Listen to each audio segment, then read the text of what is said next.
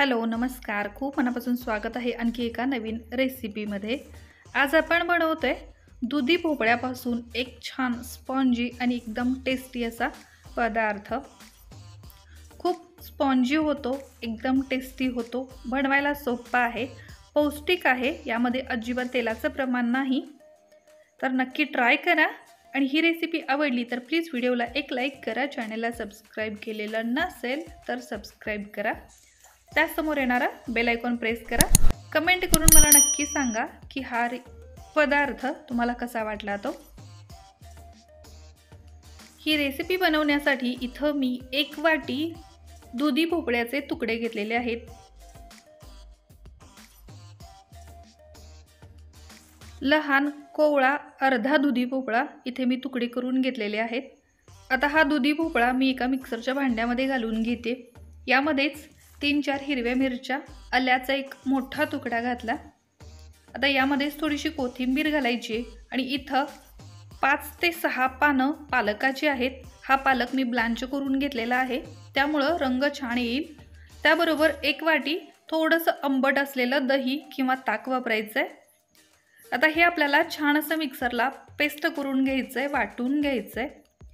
तर इथं बघू शकता मी वाटून घेतलेलं आहे आणि एकदम छान हिरवीगार पेस्ट आपली तयार झालेली आहे।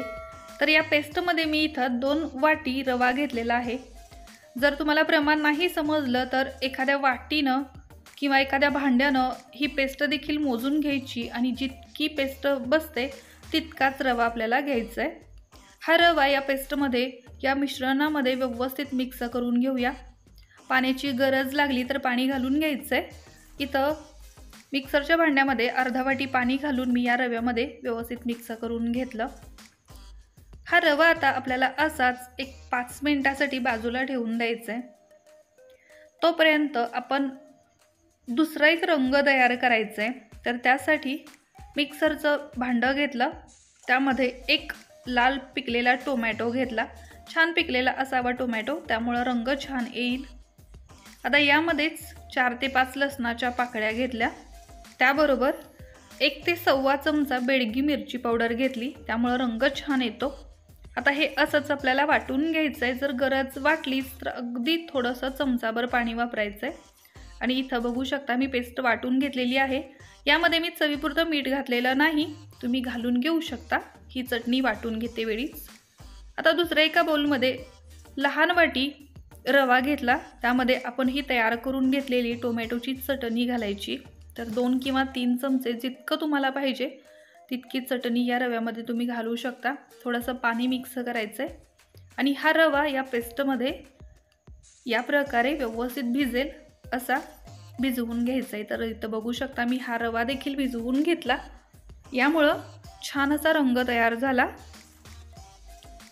तर आता यामध्ये चवीपुरतं मी मीठ घातलेलं आहे। आपण चटणीमध्ये मीठ घातलेलं नव्हतं, हे लक्षात घेऊन रव्यामध्ये आणि या चटणीमध्ये मिक्स होईल असं प्रमाणात मीठ घालून घ्यायचं आहे। तर आता हा रवा देखील तयार झाला। आता आणखी एक मिश्रण करायचं। इथं मी 1 चमचा बेकिंग पावडर घेतलेली आहे। आता त्यामध्ये 1 चमचा इनो पावडर घेतली आणि यामध्येच अर्धा चमचापेक्षाही कमी खायचा सोडा घेतला। आता हे व्यवस्थित 3ही पदार्थ मिक्स करूया, बेकिंग पावडर, इनो पावडर आणि खायचा सोडा। इथं जर तुम्हाला पूर्ण इनो वापरायचा असेल तर इनो देखील वापरू शकता, पण माझ्याकडे सध्या इनो जास्त नव्हता म्हणून मी ही ट्रिक वापरली। आता आपण पहिल्यांदा करून घेतलेल्या मिश्रणामध्ये 2 ते 3 चमचे साखर घेते, त्यामध्ये 1 मोठा चमचा तेल घालायचं आहे आणि पुन्हा एकदा व्यवस्थित हे मिक्स करून घेऊया। जर गरज वाटली तर यामध्ये पाण्याचं प्रमाण वापरायचं आहे। चवीपुरतं मीठ देखील घातलं आणि आता हे सगळं व्यवस्थित मिक्स करून घेऊया। यामध्ये घातलेली साखर आणि मीठ विरघळलं पाहिजे। सुरुवातीला जेव्हा आपण मिक्स करून ठेवलं त्याच वेळी देखील तुम्ही हे सगळं घालू शकता आणि मग याला 5 ते 10 मिनिटांसाठी बाजूला ठेवून देऊ शकता। आता हे व्यवस्थित मिक्स झालेलं आहे।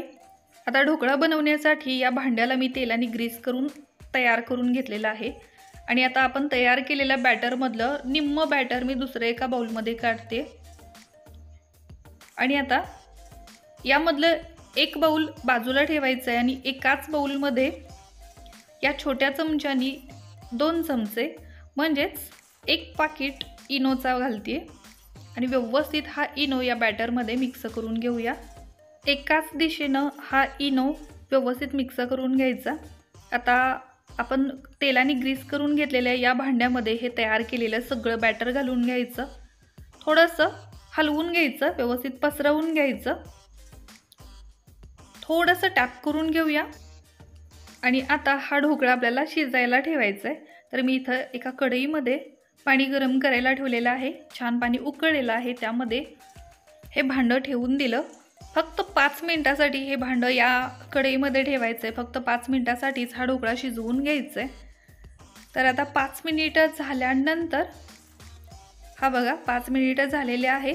आता याच्यावरती आपण जो लाल रंगाचा रवा मिक्स करून ठेवलेला होता चटणी घालून, तो रवा घालायचा आहे। तर या रव्यामध्ये देखील मी लहान चमच्यानी 1 चमचा आपण तयार करून घेतलेलं मिश्रण घातलेलं होतं, व्यवस्थित मिक्स करून घेतलं आणि या हिरव्या ढोकळ्याच्या वरती हा लाल रंगाचा रवा घातला।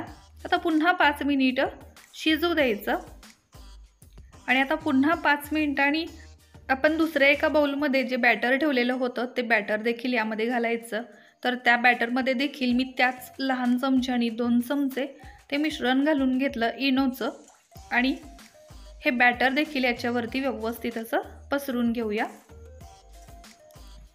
आणि आता पुन्हा 6 ते 7 मिनिटं हा ढोकळा आपल्याला शिजवून घ्यायचा आहे, छान फुलून वरती येईल। म्हणजे टोटल या ढोकळ्याला हा ढोकळा शिजण्यासाठी 16 ते 17 मिनिटाचा वेळ मला लागला। त्याच्यावरती थोडीशी मिरची पावडर मी भुरभुरून घेतलेली आहे आणि आता 17 ते 18 मिनिटं झालेले आहेत। छान आपला ढोकळा वरती आलेला आहे, फुलून बघू शकता। टूथपिकने आपण चेक करूया, व्यवस्थित क्लीन निघते आपली टूथपिक पूर्ण कडेपर्यंत, याचा अर्थ हा ढोकळा परफेक्ट शिजलेला आहे। आता गॅसची फ्लेम मी बंद केली आणि आता हा ढोकळा बाजूला काढून घेते आणि थोडासा थंड करते। तर आता हा ढोकळा पूर्णपणे थंड झालेला आहे, बघू शकता याच्या कडा देखील सुटायला लागलेल्या आहेत। ढोकळा पूर्ण थंड झाल्याशिवाय काढायला घेऊ नका, तो व्यवस्थित निघणार नाही। आणि आता या ढोकळ्याचे पाहिजे तसे पीसेस करून घेऊया, अगदी केकसारखे पातळ पीसेस देखील करू शकता किंवा असेच चौकोन आकारात मोठे पीसेस देखील करू शकता। खूप मस्त हलका फुलका असा हा आपला ढोकळा तयार झालेला आहे। एखाद्या चाकूनी याच्या कडा थोड्याशा आपण मोकळ्या करून घेऊया आणि आता याच चॉपिंग बोर्डवरती हा ढोकळा मी मोकळा करून घेते, काढून घेते।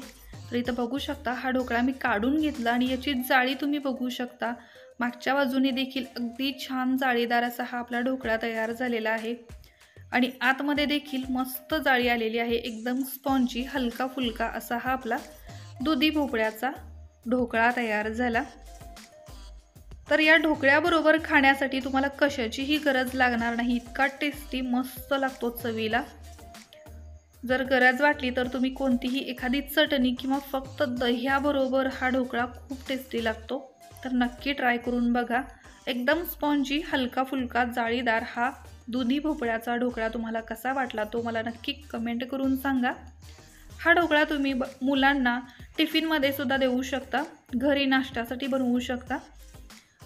जी मुलं भाजीपाला खात नाही त्यांच्यासाठी खूप पौष्टिक असा हा पदार्थ आहे, एक वेळ नक्की ट्राय करून बघा। आजची ही माझी रेसिपी आवडली तर प्लीज व्हिडिओला एक लाईक करा, चॅनलला सबस्क्राईब केलेलं नसेल तर सबस्क्राईब करा, कमेंट करून मला नक्की सांगा की हा ढोकळा हा पदार्थ तुम्हाला कसा वाटला तो। थँक्यू।